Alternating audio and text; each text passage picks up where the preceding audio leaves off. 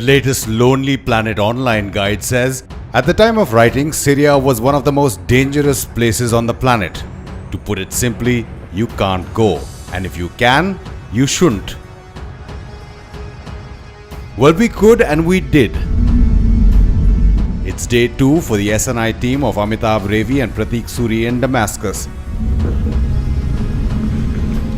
Though the temperature was in the welcome 20s as we ventured out in one of the world's oldest continuously inhabited cities, circa 8 to 10,000 BC. We were determined to use the opportunity we had through a visa granted by the government and the tourism ministry's hospitality to the hilt. Aptly enough, it was the Damascus sword we saw first. It's a symbol of the city's power and resistance and was built in the 1960s in the Umayyad Square, a reference to the 7th century caliphate. Damascus blades were legendary from the 3rd to the 17th centuries, forged with steel from India. Asadi, our guide with 30 years of experience, told us a story of the first Sultan of Egypt and Syria, Salahuddin, displaying the might of the sword during the Crusades. He tossed a silk scarf in the air and let it fall and slide off the blade, cutting it clean into two.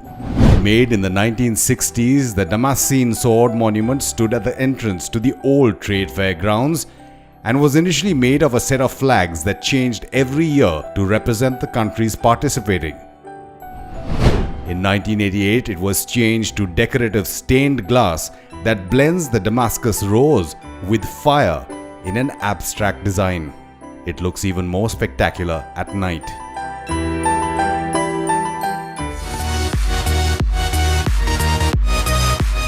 Also spectacular are the Syrian government promotional videos captured by drone cameras.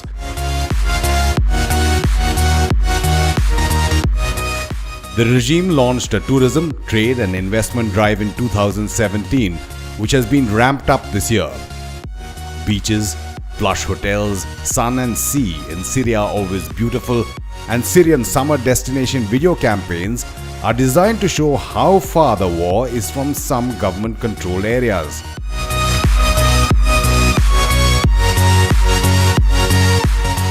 Damascus, where we were, was one such area, but was declared fully government-controlled for the first time in May 2018, nearly 7 years after the civil war began in 2011.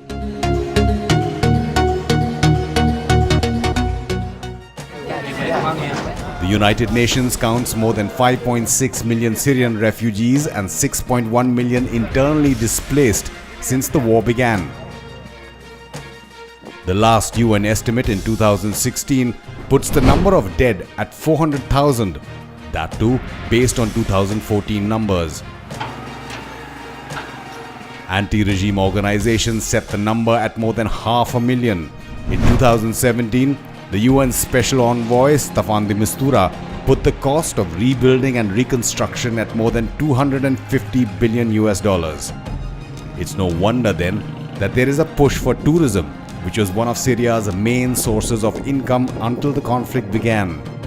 According to the World Trade Organization, Syria hosted more than 8.5 million tourists in 2010. We were among the few at the Damascus National Museum that has exhibits from the Paleolithic Stone Age to contemporary art. Though closed for renovation, the displays in the gardens are testament to the region's ancient history. After the discovery of the 8th century Umayyad palace of Qasr al-Hayr al-Gharbi in the desert near Palmyra in 1936, the front facade was transported, restored and reconstructed as the main entrance. While the local girls took selfies, Asadi, a guide for over 30 years who's been unemployed since the conflict began 7 years ago, finds his memories flooding back in time.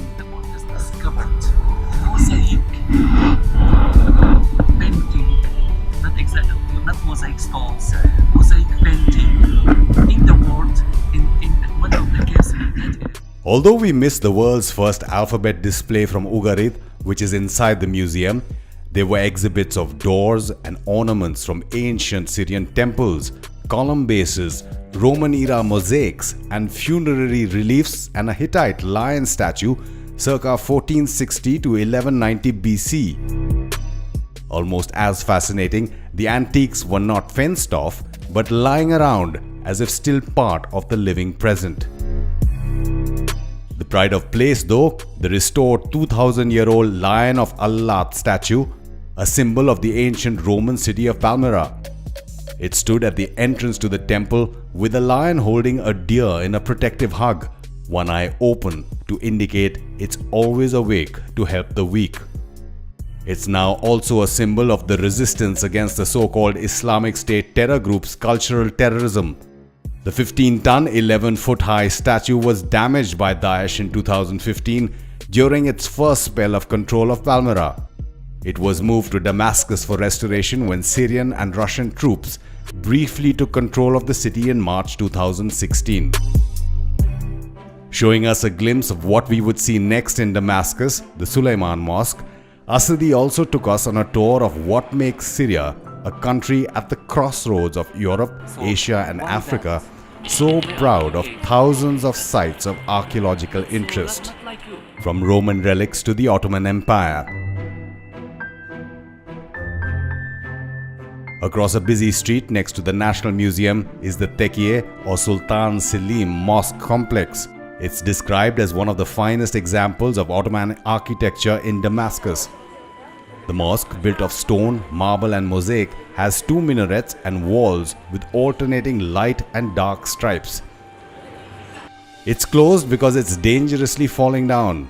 Our guide Asadi delves into history to tell us Selim II had it built by expanding his father's complex. Can carry weight. Suleiman I, known as Suleiman the Magnificent, was the 10th and longest reigning sultan of the Ottoman Empire from 1520 until his death in 1566. He ruled over 15 to 25 million people. Asadi almost echoes the words of Diane Dark in her book Syria. But if we keep those things... One of the most attractive spots in Damascus, the complex looks as if it's been lifted out of Istanbul with its typically Ottomanate silhouette. In a sense, it has. Masterminded in 1553 by Turkey's most famous architect Sinan, also referred to as the Ottoman Michelangelo. Built on the site of the Sultan of Egypt, Bayber's Ablaq Palace, which the Chagatai Turk Tamerlane had razed to the ground over a century earlier, its purpose was to provide a gathering point for pilgrims preparing for the annual Hajj to Makkah, an event which the Damascus governor traditionally took responsibility for.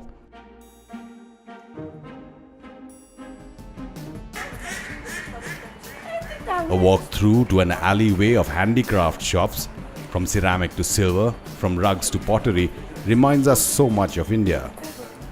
And though there were Visa and MasterCard signs, there were no signs of tourists.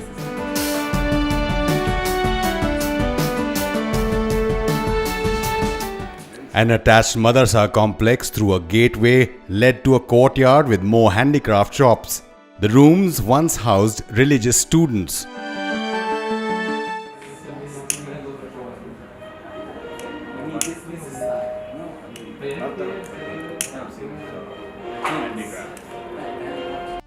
The mosque, still in use, was built in honor of Suleiman the Magnificent soon after the Ottoman conquest of Syria.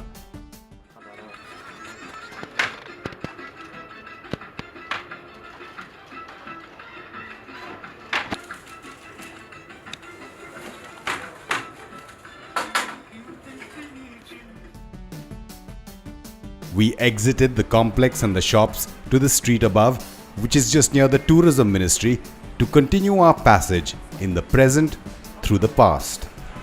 Anyway, we are taking... A short drive away, past the Hejaz railway station, the former main terminus in Damascus, both present and past meet again at the Al Hamidiyya Souk. It's the largest market in the old walled city.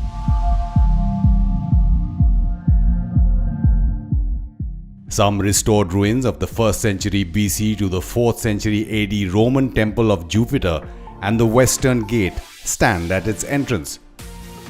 The 600-meter-long souk dates back to the Ottoman era to around 1780 during the reign of Sultan Abdul Hamid I. Built along the axis of the Roman route to the Temple of Jupiter, it's one of the most popular and frequented shopping areas, though there were a few international tourists. Asadi led us up an escalator to the entrance of the souk.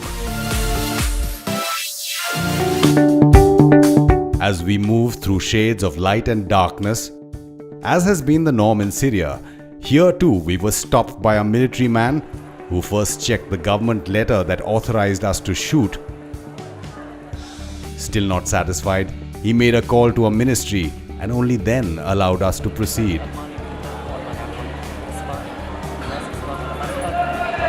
As shopkeepers' cries announcing their wares rang out,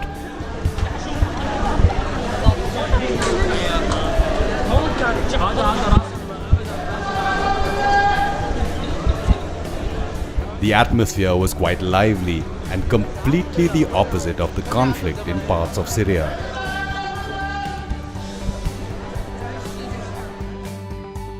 A reminder of the war though, right above our heads, the corrugated iron roof peppered with bullets. But in the present, in what locals like to call the oldest mall in the world, it's about what people do in peaceful times. Shop for clothes, jewelry, food and spices, dry fruit and toys.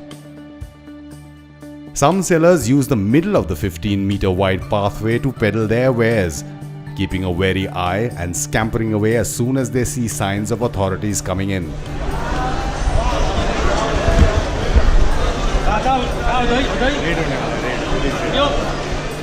Fresh bread rolls by, just making us more hungry as to what is to come.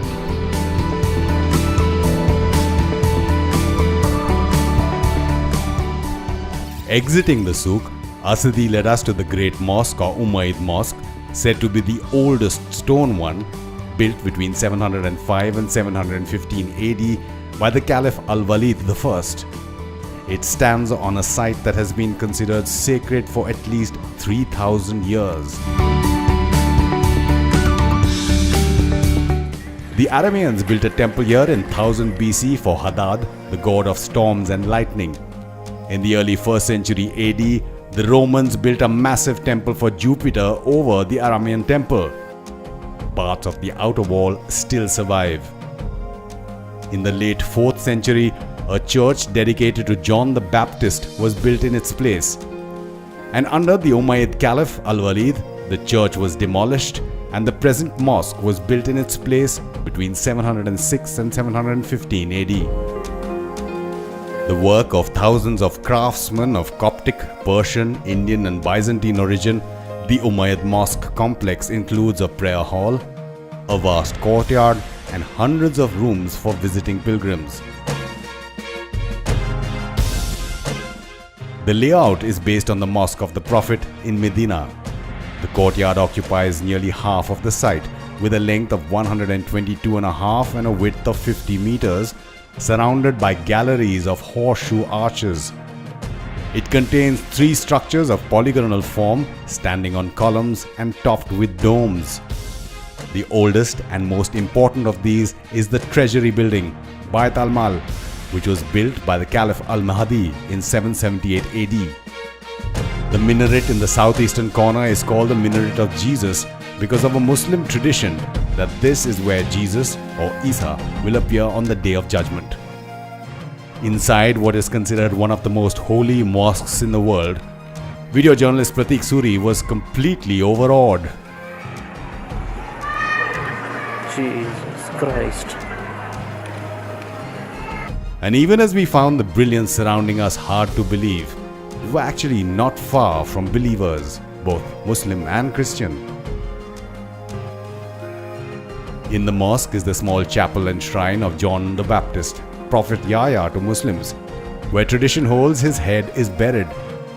It is believed by some to possess magical powers and continues to be the focus of the Mandaeans' annual pilgrimage when they press their foreheads against the metal grill of the shrine and reportedly experience prophetic visions. The guillotine that was used to kill him, as the story goes, is also protected here.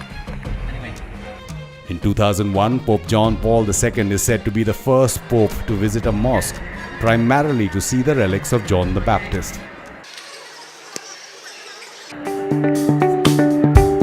The exquisite dome, chandeliers, rich engravings, and stained glass make for a hypnotic experience.